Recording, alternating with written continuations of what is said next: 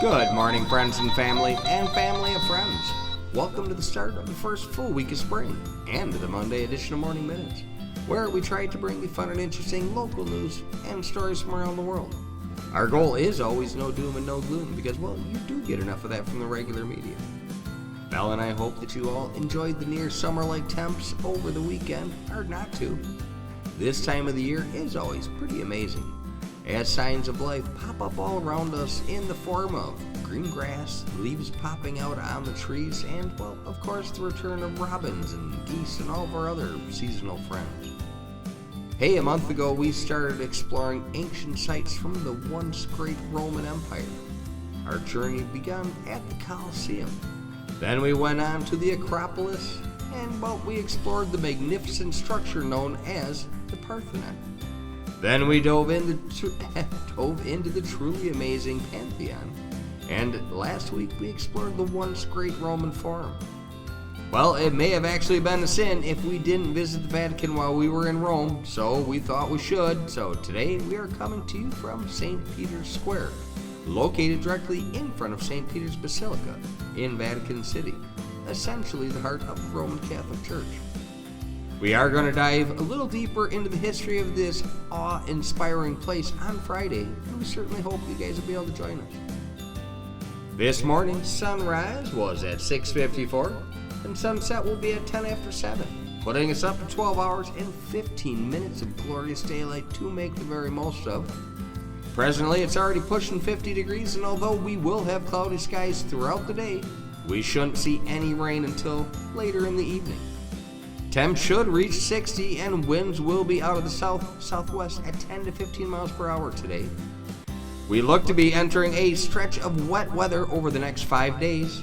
At least our daytime temps will be in the upper 50s through Wednesday, then the upper 40s the rest of the week. Well, you know the old saying, April showers, green grass, leaves on the trees, planting those gardens, it'll be here before you know it. Our celebrity birthday shout-out starts with the star of the movie Legally Blonde, who won an Academy Award, a Golden Globe Award, a BAFTA, and Screen Actors Guild Award for her leading role in the movie Walk the Line. Some of her other film credits include Hot Pursuit, Water for Elephants, Cruel Intentions, Sweet Home Alabama, and Wild. Reese Witherspoon turns 45 today. Our next celebrity is the co-owner of the world-famous gold and silver pawn shop in Las Vegas. He gained national fame after he starred on the History Channel's smash hit Pawn Stars. Ooh, love that show. Recently, he released his own memoir that quickly became a bestseller, and it's simply titled License to Pawn. Rick Harris turns 56 today. Our final honored celebrity shout-out is for the legendary actor who played Captain James Tiberius Kirk on Star Trek from 1966 to 94, well, if you include all the movies. And he won the Saturn Lifetime Career Award in 1980. During his Star Trek days, he also played the title characters on the series T.J. Hooker. More recently, he had a major role on a TV show Belle and I loved called Boston Legal. And additionally, he won a People's Choice Award for Favorite New TV Drama Series for his reality-based show Rescue 911. Believe it or not, William Shatner turns 90 years old today. Live long and prosper, my friend. Alright, this week's top rearview mirror news story. On today's date, back in 1900, Anne Rainsford Bush, who lived from 1878 to 1962, is believed to be the first American woman to have a driver's license. She was granted a steam engineer's license loco-mobile class by the city of Washington, D.C., which allowed her to operate a four-wheeled vehicle powered by steam or gas. Her father was a doctor, and she chauffeured him on his rounds. He also made her learn how to disassemble and reassemble the steam engine on their vehicle before she could apply for her license.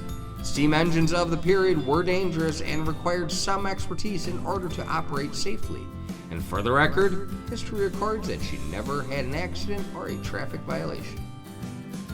On March 23rd, back in 1945, the Battle of Okinawa commences when U.S. Navy ships bombed the Japanese island of Okinawa in preparation for the Allied invasion. It would become the largest battle of the Pacific War in World War II. On March 24th, way back in 1880, the Salvation Army establishes its first U.S. post, when George Scott Railton and 7 women volunteers established a branch of the Salvation Army in New York. History records that the Salvation Army was started in England by a man named William Booth back in 1865. Also on March 24th, but back in 1943, history records 1,000 lives were saved by a pigeon, when an American carrier pigeon known as G.I. Joe is credited with saving over 1,000 British troops when U.S. air bombings were scheduled against German positions in Italy. However, British troops had captured the village. Unable to get a message to the Americans to stop the bombings, they sent G.I. Joe. Well, the pigeon traveled 20 miles in 20 minutes, just in time to halt the bombings. On March 25th, in 1993, the 60-year-old founder of the Wendy's hamburger chain and high school dropout, Dave Thomas, passes his general education development exam. He was then awarded an honorary diploma by the Florida high school who voted him most likely to succeed.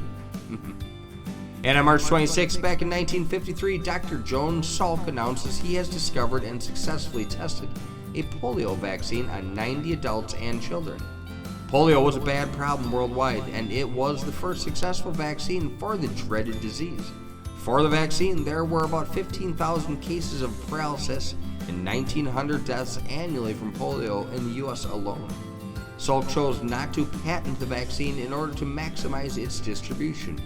When asked who owns this patent, Salk replied, "Well, the people, I would say. There is no patent. Could you patent the sun? It is estimated the patent would have been worth billions had it been patented." All right, on to our comedy corner. I just had an officer at the door saying he was looking for a man with one eye. I told him if he used both eyes, he'd probably have a lot better chance finding him. Okay, it's Monday, one more. I asked my dad why he decided to buy a boat. He said, because there was a sale. Alright, today is National Bavarian Crepes Day, National Goof Off Day, and National West Virginia Day. Today's morning motivational is a simple, undeniable truth. Happiness is an inside job. Don't assign anyone else that much power over your life. Ooh, wow, is that true? And it's great advice. Enough said. Hey, Belinda and I do appreciate the time that you spend with us each and every day. Our goal is always to offer a mix of entertainment and education in each and every one of our Morning Minute posts. After all, knowledge is power, and we do love to share what we come across, and we certainly hope you are enjoying the experience. Please continue to like, follow, and share us with your friends and family. That one's super important, and we really do appreciate it. And please remember, and Belinda and I are creative, high-energy real estate agents. We have a fleet of drones to capture those awesome aerial shots of your home and property. We have invested thousands of dollars and hundreds of hours into our VR and 3D marketing equipment. We are your virtual marketing specialists in this virus-conscientious world of ours. So if you're thinking of buying or selling, reach out to us for a free consultation, because there's never an obligation, and we will go the extra mile to reach your goal. But have a great week. Make it happen. We'll talk to you soon. We're out of here.